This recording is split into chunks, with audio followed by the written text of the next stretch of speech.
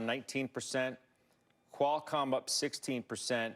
But I'm looking at this Cleveland Cliffs, 35%. I'm thinking about a certain legendary sports broadcaster who once said, "Do you believe in miracles?" He likes this program.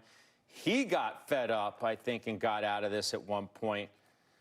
What do you say? I know who you're talking about. Do you have an idea of who I might be referring to? I know who you're talking about. I'm happy to say I think he's been on the show since Cleveland Cliffs. So, if he doesn't come on, I don't think it's my fault, but maybe, who knows? Look, on Cleveland Cliffs. Does this need a miracle, Jimmy?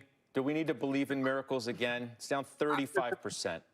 Yeah, well, let's start with why it's down 35%. Hot rolled coil is down 40% in pricing from the start of the year. I mean, that's the start and the end of why the stock is down.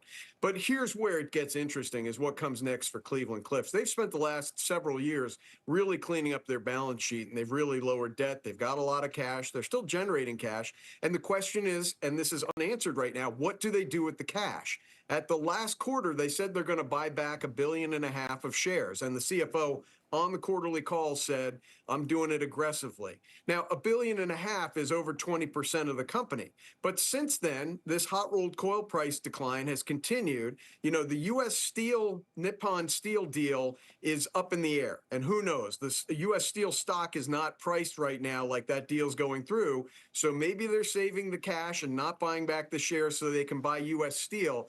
This sort of question is going to hang over the stock until we get to the next earnings report in a month.